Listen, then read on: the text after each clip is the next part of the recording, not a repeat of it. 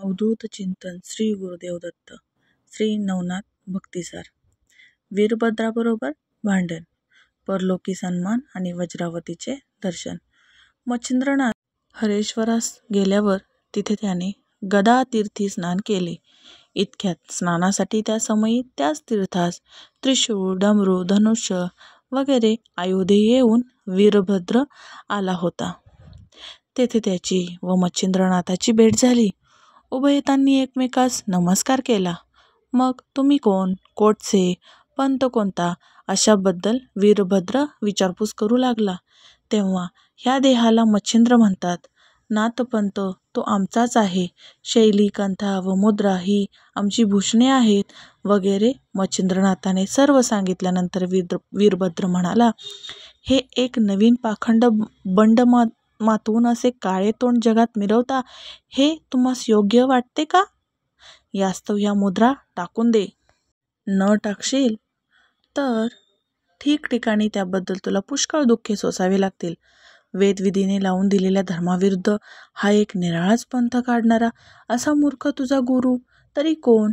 अशी त्यांची निंदाप्रच्युत भाषणे ऐकून मच्छिंद्रनाथाचे पित्त खवळून गेले. तो क्रोधाच्या तडाख्यात वीरभद्रास म्हणाला, अरे अधमा, तुझ्या दर्शनाने मला स्नान करावायला पाहिजे. आता निमूटपणे आपल्या कामात जा, नाहीतर माझ्या हाताने तू आता मरण पावशील. या भाषणाचा वीरभद्रास अतिशय राग आला व तो म्हणाला, अरे मूर्खा, आता तुझा प्राण घेतो पहा.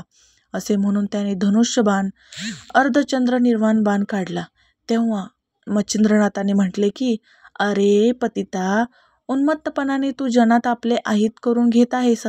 अरे, धनुष्यबाण काढून मला सोंग दाखवत आहेस का? परंतु या योगाने तू यावेळेस मरण मात्र पावशील. अरे, असली बहुरूप्यांची सोंगे दाखवणारे मत समोर पुष्कळ येऊन गेले. तुझे हे हावभाव मत समोर क्षणभर सुद्धा टिकाव धरणार नाहीत. आता तुझे आयुष्य सरले म्हणूनच तू येथे आलास असे मला वाटते. अशी त्या समयी उभयताची आवेशाच्या पुष्कळ भाषणे झाली. नंतर वीरभद्राने धनुष्यास बाण लावून मच्छिंद्रनाथाला रामाचे स्मरण करावयास सांगितले.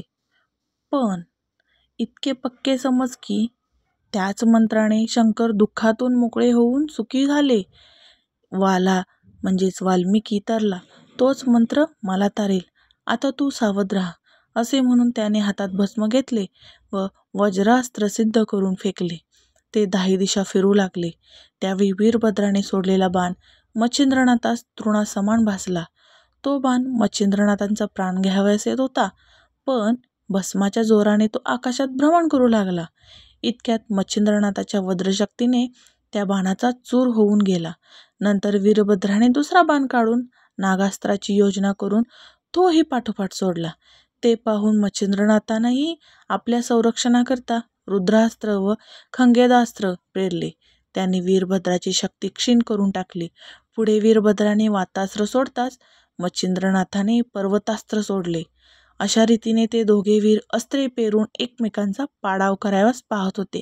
शेवटी ब्रह्मा, विष्णू, महेश यांनी युद्धस्थानी येऊन मच्छिंद्रनाथाचे समाधान केले. नंतर वीरभद्रास जवळ बोलावून त्याचे मच्छिंद्रनाथाशी सख्य करून दिले व हा नाथ कवी नारायणाचा अवतार आहे असे सांगितले. मग तो देखील त्यास वर देण्यास तयार झाला.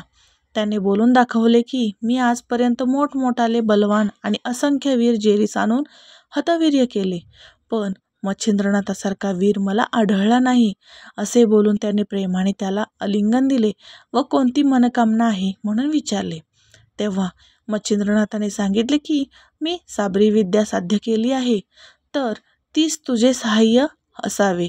मग मंत्राब कर हुम सर्व कामे करण्याचे वीरभद्राने मच्छिंद्रनाथास वचन दिले व आम्हाही सहाय्य आहो असे संपूर्ण देवांनी आश्वासन दिले. तेव्हा मच्छिंद्रनाथाने सर्व देवांना नमस्कार केला. नंतर विष्णूने मच्छिंद्रनाथास पोटाशी धरले आणि सांगितले की तुझ्या विद्येस माझे पूर्ण सहाय्य आहे.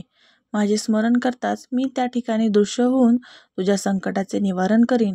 असे बोलून त्याने त्याच चक्रास्त्र दिले. नंतर शंकराने प्रसन्न होऊन त्रिशूलास्त्र, ब्रह्मदेवाने शापाद्यास्त्र तसेच इंद्राने वज्रास्त्र दिले. त्याचप्रमाणे देवानी प्रसन्न होऊन एक वर दिला. मग आपल्याला विमानात बसवून ते सर्व स्वस्थानात जावयास निघाले. त्यावेळेस मच्छिंद्रनाथाने देवाची प्रार्थना केली. मणिकर्णीचे स्नान करावे असे माझा हेतू आहे, तेवढी माझी मनोकामना पुरवावी. ते त्याचे म्हणणे सर्व देवांनी कबूल केले. मग लक्ष्मीकांताने त्यास आपल्या विमानात बसून वैकुंठास नेले व आपल्या आसनावर त्यास बसवले. त्याचे भोजन, निजणे, बसणे, उठणे सर्व विष्णूबरोबर वैकुंठात होत होते. वैकुंठात असा मच्छिंद्रनाथ नित्य मणिकर्णीचे स्नान करीत असे. एकदा आपण पूर्वजन्मी मेरू पर्वतावर घेतलेली समाधी पाहण्याची इच्छा होऊन त्याने हा आपला हेतू विष्णूस कळविला. म्हणून त्यास तेथे नेऊन एक वासुदेवाची व दुसरी नवनारायणची अशी समाधी दाखवली. ते पाहून ते खूप आनंदित झाले. मच्छिंद्रनाथास वैकुंठास 1 वर्ष राहिला. तेथून त्या शंकरास कैलासी येऊन गेला. तेथेही तो 1 वर्ष राहिला. मग मोठ्या सन्मानाने इंद्र त्यास अमरावतीस घेऊन आला. तो तिथे 3 महिने होता. नंतर ब्रह्मदेवाने सांगितल्यावरून नारद येऊन त्या सत्यलोकास घेऊन गेला. तेथे तो 6 महिने राहिला. पुढे सर्व देवांनी त्यास आपल्याकडे 1 दिवस आग्रहाने राहून घेतले. तो एकंदर 7 वर्ष स्वर्गात राहून पाहुणचार खात होता. नंतर सर्वांना विचारून तो मृत्यूलोकी यावयास निघाला. तेव्हा सर्व देवांनी त्याला विमानात बसवून आदराने मृत्यूलोकी आणून पोहोचवले. नंतर ते स्वर्गास गेले. मच्छिंद्रनाथ तीर्थयात्रेस निघाला. मच्छिंद्रनाथ फिरत फिरत केकडा देशातील वज्रवनात गेला. त्या ठिकाणी वज्र भगवतीचे स्नान आहे. तेथे त्याने 360 उष्णोदकाची कुंडे काढली. तेव्हा त्यास परम आश्चर्य वाटले. मग तेथल्या सर्व तीर्थात स्नान करून ते अंबिकेच्या देवालयात गेला व पुजाऱ्यास बोलावून कुंडाबद्दल विचारू लागला.